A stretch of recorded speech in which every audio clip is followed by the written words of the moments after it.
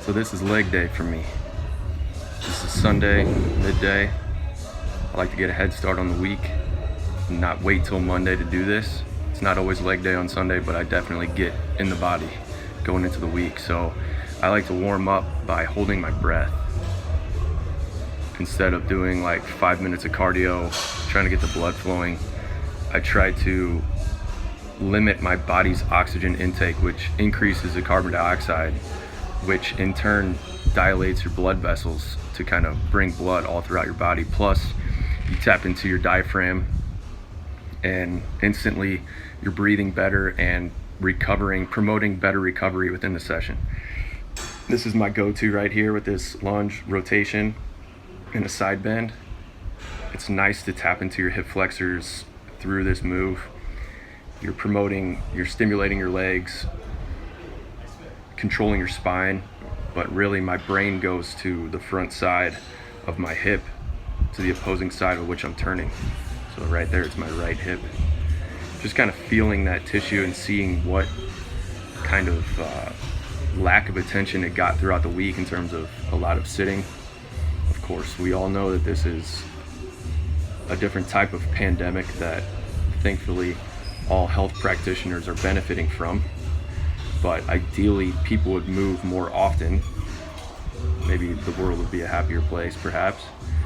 Here you can see I took an inchworm, which I just felt like I was gonna have to do 1,000 of them to get some stimulation.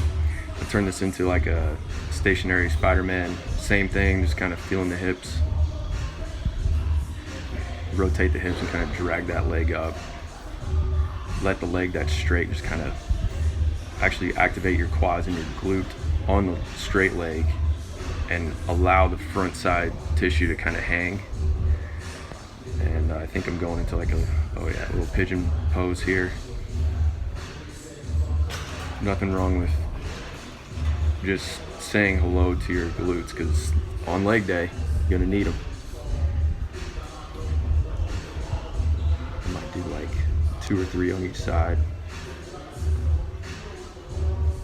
Not spend a whole lot of time warming up. I think the warm up is very mental as well. So I kind of know how to stimulate my mind in order to get to my muscle. It doesn't take me 15 minutes to do some kind of warm up and get hot and sweaty. I feel like that doesn't train the energy system in which I'm getting ready to attack.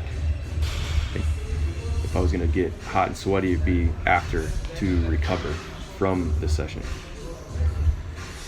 So I'm gonna show you, I think these are the last sets of all the exercises that I did today. If I'm gonna do legs, I wanna make sure I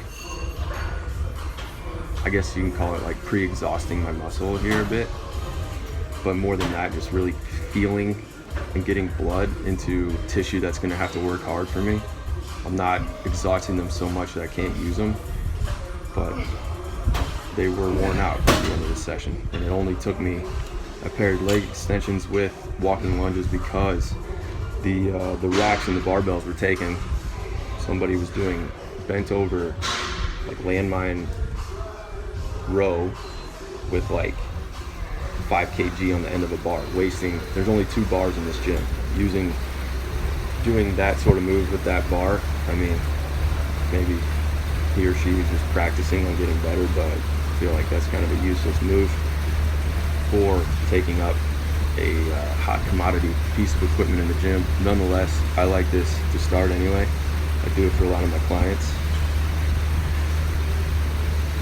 These lunges are crucial, and I just don't see how they can't be a part of your week. And it doesn't mean you have to have a bar on your back, but holding on to weights in your hands is another option, or not holding on to any weight, just doing quite a few of them depending upon your skill set. I don't know if you can hear over this voiceover, but that got pretty intense there towards the end. And then I just kind of threw in made a tricep out of this, just kind of tapping into my core. I didn't imagine I would have much energy at the end of the session to have desire to spend getting to my core. So as my legs were recovering, just got right into my abs.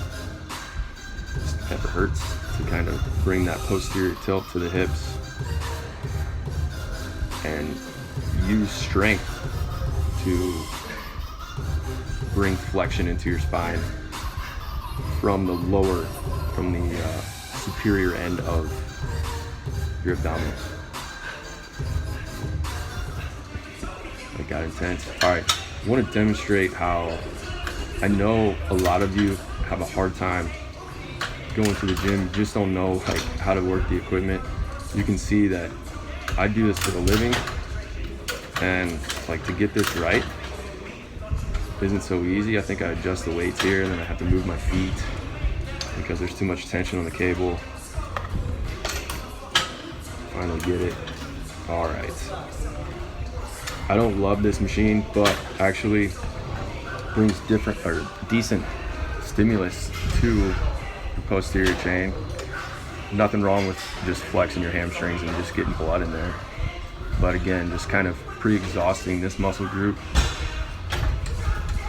and asking it to really get involved in the next move, which you'll see here in a minute.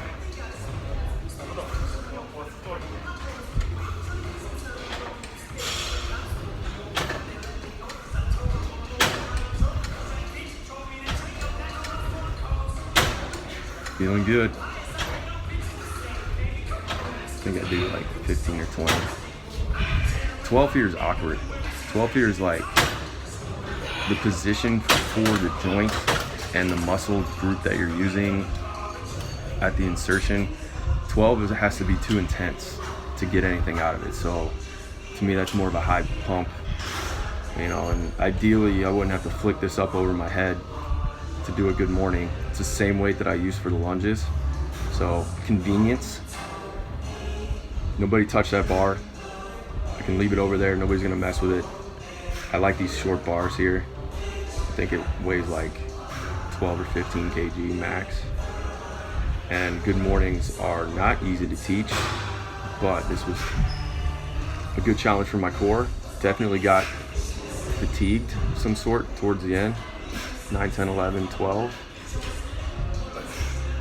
And I do like to teach tempo just to help people feel the move.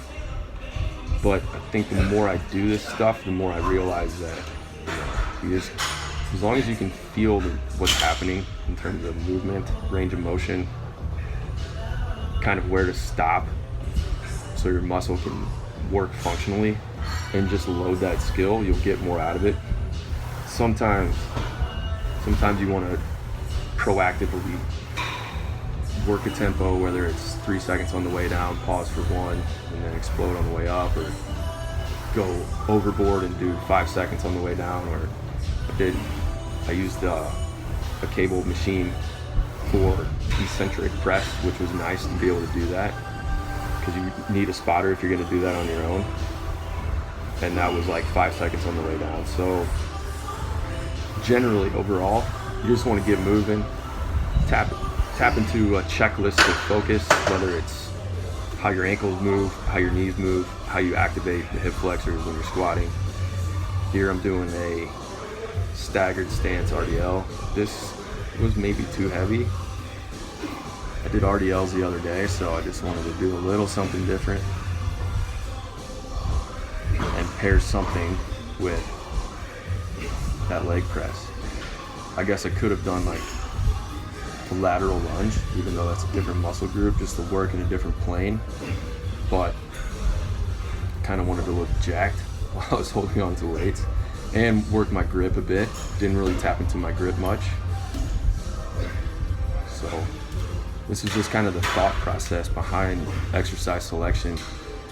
And yeah, it took about an hour, and I probably didn't rest for more than a minute, even though I was huffing and puffing. And like, that definitely tests your conditioning. Here I didn't hit the stop button. I'll hit it here in a second. But yeah, so that's about it. Come train with me.